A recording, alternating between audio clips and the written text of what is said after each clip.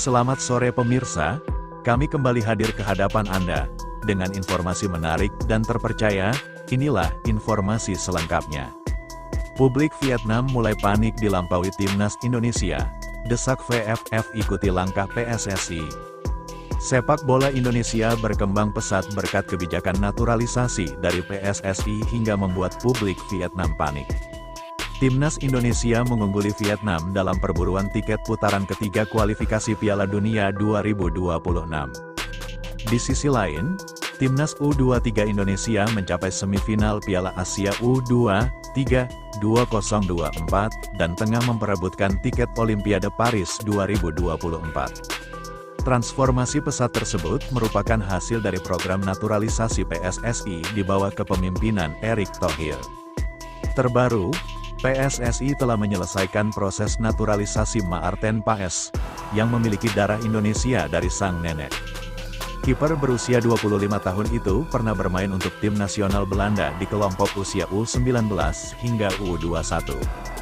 Kehadiran kiper FC Dallas itu menambah panjang daftar pemain keturunan di timnas Indonesia. Namun, proyek naturalisasi PSSI tidak berhenti di situ dengan sejumlah nama lain tengah menjalani proses yang sama. Perkembangan pesat tim Merah Putih dengan hadirnya pemain keturunan tampaknya membuat publik Vietnam panik. Media setempat Tan Ninh menilai Vietnam saat ini telah dilampaui oleh Indonesia di semua level usia. Menurut Tan Ninh, hal ini menimbulkan kebutuhan untuk lebih meningkatkan efektivitas kebijakan naturalisasi. Saat ini, Vietnam memiliki sederet pemain keturunan seperti Dang Van Lem, Nguyen Philip, Mac Hong Kuan, atau Adriano Smith. Namun, Tan Ninh menilai jumlah tersebut masih terlalu sedikit dibandingkan dengan sumber daya pemain di luar negeri. Pandangan yang sama juga disampaikan oleh pakar sepak bola Vietnam, Ngo Quang Tum. Ia menilai Federasi Sepak Bola Vietnam, VFF, harus lebih serius dalam memanfaatkan pemain diaspora di luar negeri. Kami memiliki 6 juta orang Vietnam di luar negeri, namun sebagian besar dari mereka berbasis di Amerika Serikat, negara yang tidak terlalu antusias dengan sepak bola, kata Quang Tum. Hal ini sangat berbeda dengan populasi diaspora Indonesia yang berbasis di Belanda, yang memiliki tradisi sepak bola terkuat. Namun, Vietnam masih perlu melakukan investasi yang lebih serius untuk memanfaatkan sumber daya di Eropa dan Amerika.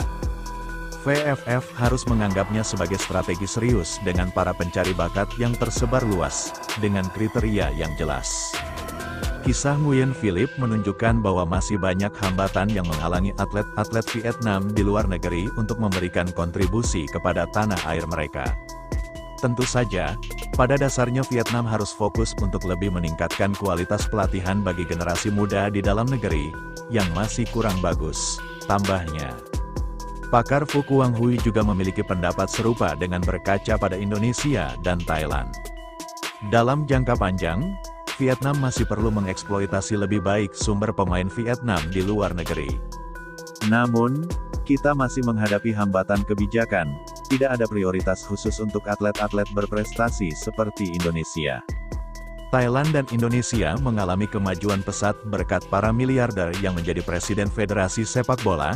Mereka membantu mengambil keputusan dan metode dalam memanfaatkan sumber daya pemain keturunan di dunia, kata Quang Huy. Itu saja yang dapat kami sampaikan. Bila ada salah kata mohon dimaafkan, karena kesalahan datang dari saya pribadi yang tak luput dari salah dan dosa.